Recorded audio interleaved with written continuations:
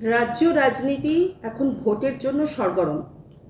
তৃণমূল আছে, বিজেপি আছে, বাম আছে, কিন্তু এর মধ্যেই আরও একজন কিন্তু রাজ্য রাজনীতিতে নতুন একটা দল নিয়ে এসেছেন। আমাদের সঙ্গে আছেন জনসাধারণ যাকে বিতর্কিত নেতা বলতেই পছন্দ করেন সেরকম একজন। আমাদের সঙ্গে আছেন হুমায়ুন কবির। নমস্কার। আচ্ছা, নতুন দল কেন করতে হলো? এক প্রকার বাধ্য হয়েই মানুষকে ন্যায় দেওয়ার জন্য বা মানুষকে পরিষেবা দেওয়ার জন্য বা বাংলার আপামর প্রায় 11.5 কোটি মানুষ একসময় লেফট ফ্রন্টের সঙ্গে 1977 সাল থেকে 2011 সাল অবধি 34.5 বছরে লেফট ফ্রন্ট অনেক কাজ যেমন করেছিল, অনেক অকাজ করেছিল, অনেক মানুষের উপরে দমন পীড়ন, রক্তচক্ষু দেখানো, পুলিশের ডান্ডা মারা প্রায় নিত্যদিনের সাথী হয়ে গিয়েছিল। পরিশেষে সেই সবের পরিত্রাণ পাওয়ার জন্য যখন বাংলার অগ্নিকন্যা বলা হতো মমতা বন্দ্যোপাধ্যায়কে, 20 মে 2011 বাংলার মুখ্যমন্ত্রী হিসাবে শপথ নিয়ে আমরা সেদিন ন্যাশনাল কংগ্রেসের প্রতীকে জিতা বিধায়ক। আপনাদের মনে থাকবে যে উনি 229টা সিটে প্রতিদ্বন্দ্বিতা করে 182টা আসন জোড়া ফুলের প্রতীকে নির্বাচিত হয়েছিল। আর ন্যাশনাল কংগ্রেস মাত্র 65টি আসনে প্রতিদ্বন্দ্বিতা করে আমরা 42টি আসনে মানুষের দোয়া আশীর্বাদ সমর্থনে নির্বাচিত হয়েছিল। 13ই মে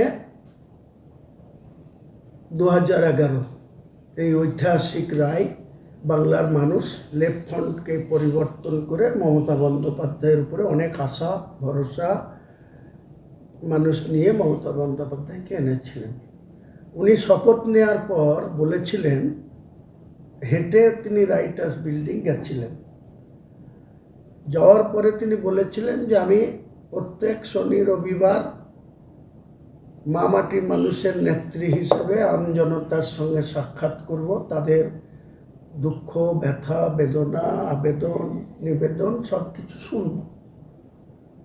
কিন্তু এই মমতা বন্দ্যোপাধ্যায় শপথ নেওয়ার কয়েক মাসের মধ্যেই পুরোপুরি পাল্টে গেলেন।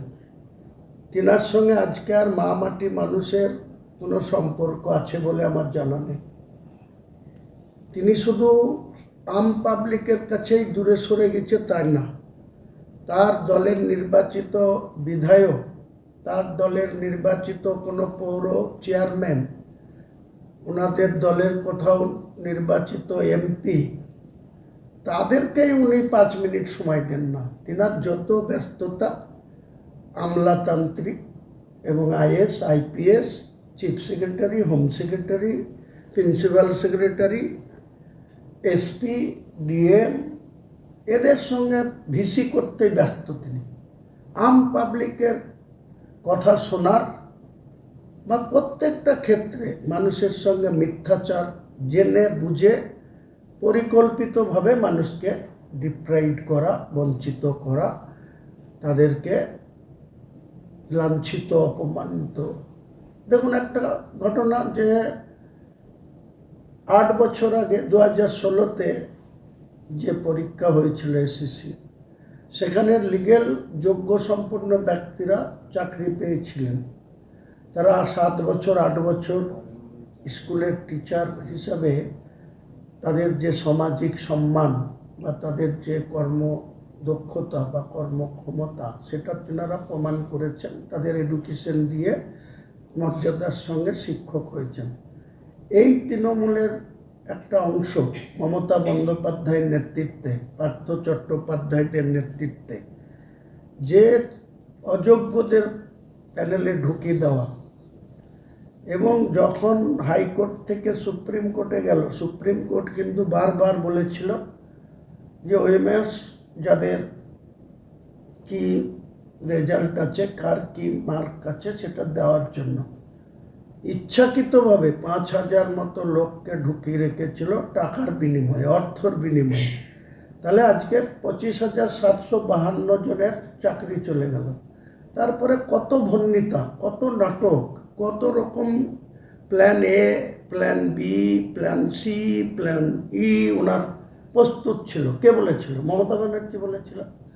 আজকে শিক্ষকদের জিজ্ঞেস করুন তো, যে সেই plan A, plan B, plan C 31 December 2025 মধ্যে তো ইমপ্লিমেন্ট করার কথা ছিল।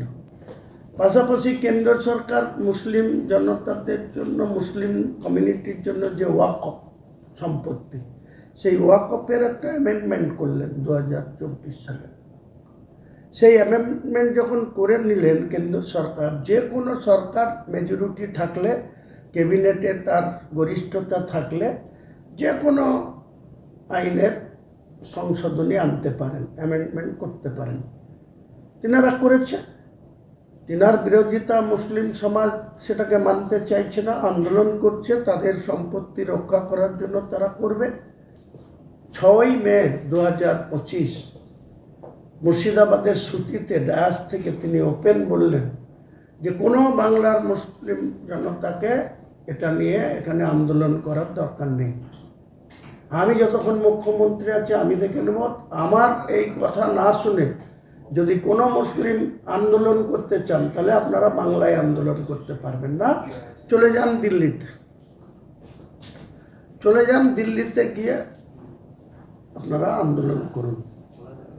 আজকে মমতা বন্দ্যোপাধ্যায়কে মুসলিম জনতারা বলতে চাইছে আপনি ওয়াকফ নিয়ে মিথ্যাচার করবেন, আপনি ওবিসি 10% মুসলমানদের যে রিজার্ভেশন, আর আপনি মুসলমানদেরকে দুধেল গায়ে আখ্যা দেবেন, বলবেন মুসলমান ভোট, বিজেপির জুজুর ভয় দেখাবেন আর মুসলমানরা আপনাকে ভোট দিয়ে দেবে। আপনি রেড রোডে, রিতের ময়দানে গিয়ে মুসলিম সাজবেন, হিজাব পরবেন, পরে বড় বড় ভাষণ দেবেন। আমি চ্যালেঞ্জ করে বলছি, যে সমস্ত মুসলিম লোকরা মমতা ব্যানার্জিকে রেড রোডের ময়দানে হিজাব পরিয়ে বক্তৃতা দিতে দেন, তারা মোটেই ইসলামের কোরআন হাদিস মোতাবেক এটা বৈধ না। কারণ যারা নিয়ে যান মমতা ব্যানার্জিকে, তিনাদের বাড়ির মা, বোন, স্ত্রী আছে, তাদেরকে কাউকে ঈদের ময়দানে নিয়ে যান, কেন নিয়ে যান না? 10 বছরের নিচে বাচ্চারা যায় আনন্দ উৎসব, ঈদ উৎসবের জন্য। কিন্তু মমতা ব্যানার্জি কোন আধিক্যতা দেখাতে সেখানে মুখ্যমন্ত্রী হিসাবে রেড রোডে গিয়ে তিনি বড় বড় লম্বা চওড়া ভাত মারেন আর বলেন সব মুসলমানদের আমি মাসিহা। পাশাপাশি তিনি মহরম, কখনো কখনো চাঁদ এবং এর লক্ষণ রেখায় একসঙ্গে দুর্গা পুজো, তার বিসর্জন এবং মহরম চলে আসে। রাজ্যের প্রশাসন কিসের জন্য আছে? প্রশাসনের কাজ হচ্ছে সম্প্রীতি বজায় রাখা, ল অ্যান্ড অর্ডার দেখা, এটা তাদের কাজ। কেন হিন্দু সমাজের বিসর্জনকে মহরমের জন্য পিছাতে হবে?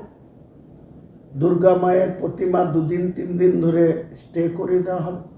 আর 10% মুসলমান, বাংলায় যে 4,26,00,000 মুসলমান বাস করে, তাদের মধ্যে মাত্র বোধহয় 40 লাখ লোক ওই মহরম পালন করে।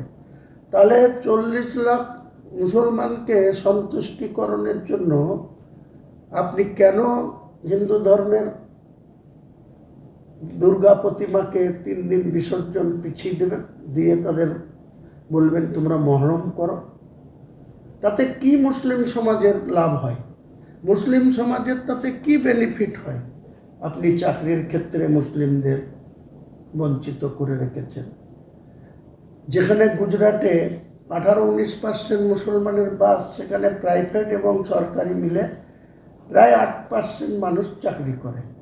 আর বাংলায় যেখানে 37% মুসলমানের বাস, সেখানে 2% লোক চাকরি করে। আজকে যাদের চাকরি আছে সেই চাকরি আপনি ইচ্ছাকৃতভাবে তাদেরকে চাকরিগুলা খেয়ে নিলেন। সুপ্রিম কোর্টকে তথ্য দিলেন না, মার্কশিট দিলেন না, তাই সুপ্রিম কোর্ট বলল 25,752 জন অযোগ্য। এর জন্য আপনাকে কৈফিয়ত চাইবে না বাংলার মানুষ? এছাড়াও দুর্নীতি কোথায় নেই?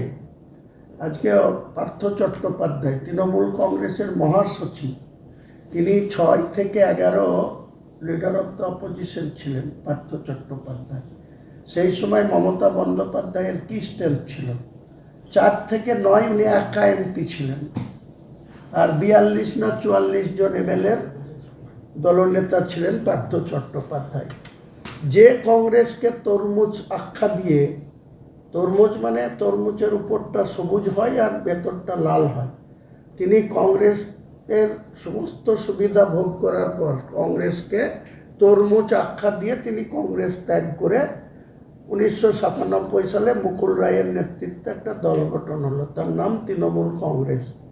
সেই সময় মমতা বন্দ্যোপাধ্যায়ের অস্তিত্ব ছিল তৃণমূল কংগ্রেসে? কোথাও ছিলেন উনি? আমি চ্যালেঞ্জ করে বলছি, যদি থেকে থাকেন তাহলে উনি পেপারসে দেখান যে 1997 সালের 9 আগস্ট যেদিন উনি আউটডোর করেছিলেন মেয়র রোডে গান্ধী মূর্তির পদদেশে 5,000 লোক নিয়ে, আর ইনডোর হয়েছিল, সর্বভারতীয় কংগ্রেসের সভাপতি ছিলেন সীতারাম কেশরী, আর সোনিয়া গান্ধীকে নিয়ে, সোনিয়া গান্ধী তখন কিছুতে ছিলেন না, কিন্তু ওনাকে নিয়ে 9 আগস্ট 1997 নেতাজি ইন্ডোর স্টেডিয়ামে ইনডোর হয়েছিল। আমরা ইনডোরে ছিলাম, আর উনি আউটডোরে 5,000 লোক নিয়ে যে দলটা সূচনা করেছিলেন, তারপরে ধীরে ধীরে কোথায় টাকা পেয়েছেন? তিনি যে বাংলার মুখ্যমন্ত্রী হয়েছেন 97 সালে দল করে, 98 সালে 1 জানুয়ারি দল প্রতিষ্ঠা করে, আবার 2001 সালে সেই কংগ্রেসের সঙ্গে জোট করা। যে কংগ্রেসকে তরমুজ বললেন, সিপিএমের বি টিম বললেন, সেই সিপিএমকে হারানোর জন্য আবার কংগ্রেসের সাথে 2001-এ প্রণব মুখার্জির সাথে কে জোট করেছিলেন? মমতা বন্দ্যোপাধ্যায়। তাহলে তার দ্বিচারিতা, আমাকে দল থেকে সাসপেন্ড করেছে, আমি দল খুলেছি, আমাকে বলা হচ্ছে পোকামাকড় বা গদ্দার। মমতা বন্দ্যোপাধ্যায় ট্রিপুল গদ্দার বাংলার মানুষের কাছে। উনি 2098 সালে দল খোলার পর 2001 সালে আবার কংগ্রেসের সাথে জোট করেছেন। কংগ্রেসের জোট করে রেজাল্ট পাননি, আবার অটল বিহারী বাজপেয়ীর এনডিএর হাত ধরেছেন। সেখানে গিয়ে অটল বিহারী বাজপেয়ীর মন্ত্রিসভায় রেলমন্ত্রী হয়েছেন, কখনো কয়লা মন্ত্রী হয়েছেন কংগ্রেসের মন্ত্রিসভায়। পিভি নরসিংহ রাওয়ের মন্ত্রিসভায় তিনি ক্রীড়া দপ্তরের প্রতিমন্ত্রী হয়েছেন।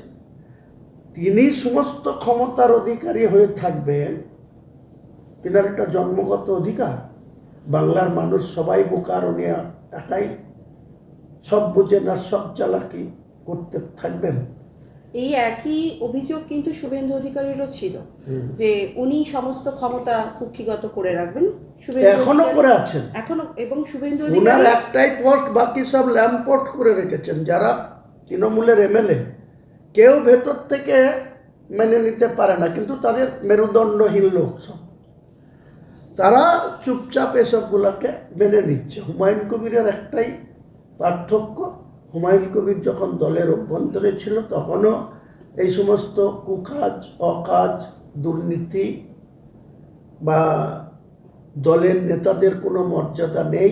প্রশাসন দল চালাচ্ছে, পুলিশ প্রশাসন, সিভিল প্রশাসন, বিডিও, বেলারও, এসডিও, ডিএম, এডিএম, আর এদের পুলিশের এসডিপিও, ওসি, আইসি, এরাই তো দল চালাচ্ছে। তা মমতা ব্যানার্জি আমাকে বিধানসভায় বলেছে, যখন শুভেন্দু অধিকারীকে সাময়িক সাসপেন্ড করলেন স্পিকার বিমান বন্দ্যোপাধ্যায়, সেদিন মমতা ব্যানার্জি হাউসে বক্তৃতা দিতে আসলেন।